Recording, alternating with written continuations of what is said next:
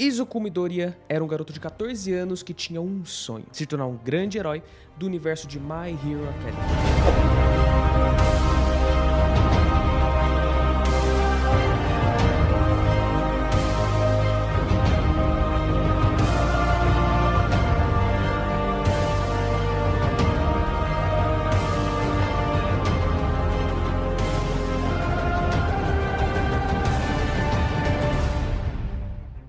Mas acontece que ele acabou nascendo sem essa individualidade. E mesmo assim, cara, ele não desistiu do seu sonho. No final da escola primária, que é o equivalente ao 9º ano aqui do ensino fundamental, ele se encontrou com o seu maior ídolo, o All Might. E mesmo depois de ter sido desencorajado por ele, mesmo assim ele persistiu e não deixou de acreditar no seu sonho de se tornar um grande herói. Então o All Might vê em Midoriya realmente um cara com grande potencial e decide treiná-lo para se tornar um receptor adequado do One for All. E isso porque sem treinamento nenhum, na verdade o corpo do protagonista seria totalmente destruído já no primeiro uso da sua individualidade. E aí, pessoal, o treinamento do Midoriya consistiu na verdade em limpar um parque costeiro que foi utilizado como descarte de lixo. Lhe restavam apenas 10 meses na verdade de treinamento até o teste de admissão, então o All Might tinha essa responsabilidade de treinar ele queria treinar realmente o Midoriya e passou todo o planejamento de treino, planejamento de descanso, que consistia em 7 horas e meia de sono e algumas horas de treinamento que não foram mencionadas. Esse treinamento era feito com alguns exercícios de calistenia básicos, como abdominais, como algumas flexões, exercícios de sobrecarga, como por exemplo o supino, a rosca alternada,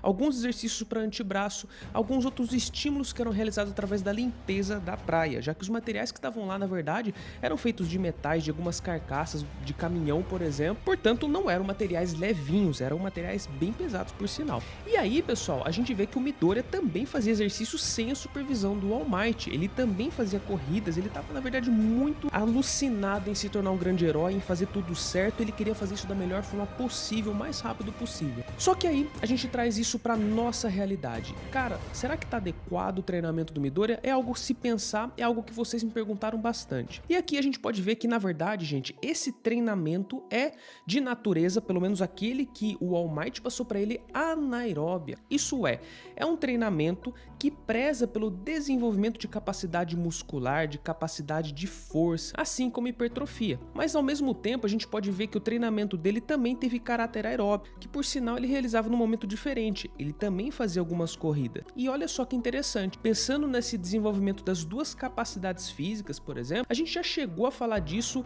um pouquinho no nosso canal sobre treinamento concorrente. Treinamento concorrente é um conceito aqui da educação física que se baseia em colocar o seguinte pressuposto, que dois tipos de estímulos diferentes, assim como por exemplo um estímulo anaeróbio e um estímulo aeróbio, ou seja, um treinamento que estimula hipertrofia, um treinamento que estimula vias de síntese, vias de você construir algo na sua musculatura, você sintetizar, você anabolizar. Ao mesmo tempo, você combinar isso com um treinamento de caráter aeróbio, que seria uma corrida, que principalmente a gente tem aqui como uma via específica sinalizadora, a via MPK, que é uma via mais catabólica, uma via que produz mais espécies reativas de oxigênio, uma via que ela é mais ativada em estados de depressão energética celular, ou seja, são vias distintas e na verdade uma inibe a outra. Quando a gente pega a VMPK acaba inibindo a mTOR, ou seja, processos de catabolismo acabam inibindo processos de anabolismo. E aí então a gente começa a ter um problema,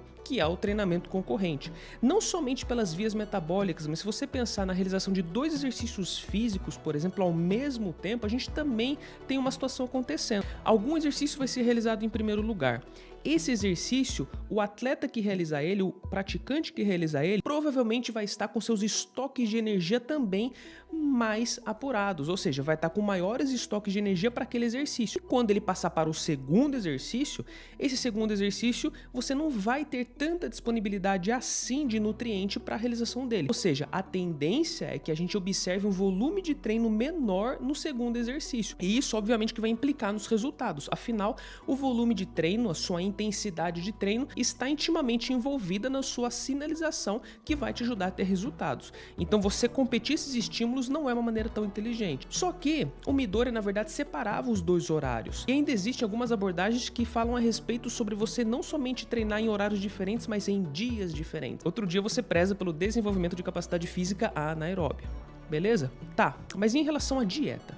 Na verdade, tem poucas coisas que falam aqui o anime sobre dieta, mas o que a gente pode ver é que, se a gente considerar o padrão habitual de dieta da população asiática, do cidadão japonês, isso consiste em peixes, em ovos, em frutos do mar, em arroz, em saladas, alguns legumes regionais, e a gente vê que, em geral, é uma dieta com uma baixa densidade calórica. Na verdade, uma dieta rica em alimentos in natura. A gente tem um problema na população asiática do alto consumo de sódio em relação a outras populações mundiais, mas tirando isso de lado, se você corrigir esses fatores, você tem sim uma alimentação bacana. Obviamente que para o treinamento do Midori isso precisa ser planejado. Não é somente comer ad libitum que a gente fala, ou seja, comer à vontade, tudo que a gente quer, mas na verdade a gente precisa planejar a quantidade suficiente de carboidrato, de proteína e tentar fazer uma alimentação da forma que atinge essas quantidades, porque somente dessa forma realmente Midori atingiria os seus objetivos de desenvolvimento de massa muscular, de massa magra, de capacidade física aeróbica.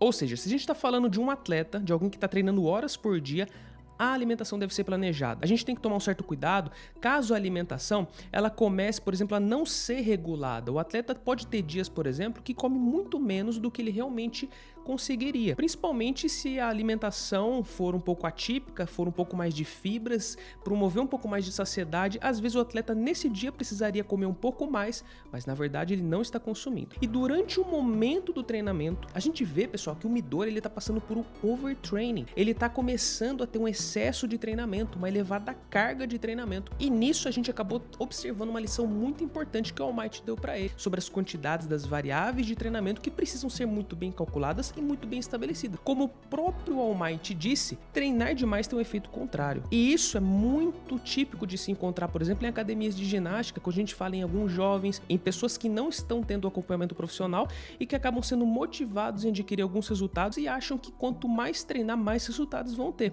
Na verdade, gente, a gente falou especificamente do exagero do treino no vídeo do Jack Hama. Vale a pena você conferir se você ainda não conhece sobre o tema, se é um assunto que te interessa. E galera, tenham cuidado, na verdade, porque assim, chegar num overtraining, num excesso de treinamento, pode acarretar lesões articulares, pode acarretar microtraumas nas musculaturas esqueléticas, pode encerrar a carreira de um atleta, pode demorar meses para você realmente conseguir se recuperar. E vale lembrar que, na verdade, não é só o treino em si que está associado a esse excesso de treinamento, a síndrome de supertreinamento, mas na verdade a dieta incorreta também. Afinal, a síndrome de overtraining, a síndrome de supertreinamento está relacionada com o excesso de estímulos estressores em relação à sua capacidade de recuperação e desenvolvimento de resiliência, desenvolvimento de capacidade física. Deixar de consumir calorias de forma adequada, os carboidratos, principalmente as proteínas, que são macronutrientes associados à recuperação muscular, isso pode contribuir para você desenvolver esse tipo de síndrome, tá? Não é tão simples, tão fácil, mas alguns indivíduos jovens, dinâmicos, que estão à flor da idade e com muita energia, isso pode acontecer. Então, tudo tem que ser muito bem dosado e periodizado. E também não é somente a dieta e somente o treino. A gente também não pode negligenciar o descanso, o sono. Afinal, é durante o sono, principalmente, que os seus processos recuperativos acontecem. Por isso, essa é uma lição muito importante que a gente acabou aprendendo durante todo este anime. E aí, no final, obviamente, Midoriya, ele conseguiu conquistar um físico diferente, ele conseguiu mudar o seu corpo. Ele simplesmente era um cara muito magro. A gente pode deduzir que ele pesava mais ou menos entre 45 e 50 quilos, e realmente é muito difícil a gente conseguir estipular essa quantidade de quilos que ele poderia conquistar durante esse período de treinamento, mas a gente poderia chutar entre 10 quilos, mais ou menos, que ele poderia ter conquistado, levando-se em conta que é um cara que nunca treinou, ou seja, um cara sedentário, um cara que responde muito bem ao treinamento, responde muito bem à dieta, é um físico que tinha muito a ser explorado ainda. Então, ele, por ser destreinado, pode ter conseguido conquistar lá os seus 59 quilos, seus 62 quilos mais ou menos, levando-se em conta que ele estava também numa dieta que o ajudasse a chegar nesses objetivos. Ou seja, uma dieta hipercalórica, bem periodizada também. Isso a gente já não sabe porque o anime não falou, mas a gente consegue imaginar um pouquinho sobre esse aspecto. E aí sim, com um corpo mais desenvolvido, com um pouco mais de massa muscular, ele se tornaria um bom receptáculo para o One for All. Agora você tem um corpo adequado. Eu acho que já deu dessa choradeira. Nunca se esqueça disso. Você ganhou este poder pelo seu próprio esforço. Agora come.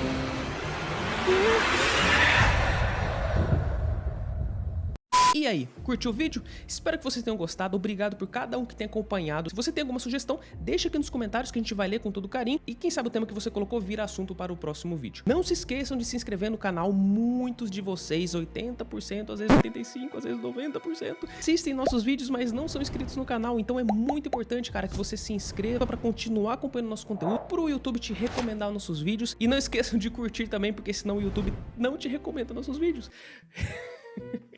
Tô falando meio triste, né? E não se esqueça de curtir também, porque senão o YouTube, cara, não te recomenda nossos vídeos. E é isso, beleza? Espero que vocês tenham gostado. Um grande abraço a todos e eu te vejo por aí.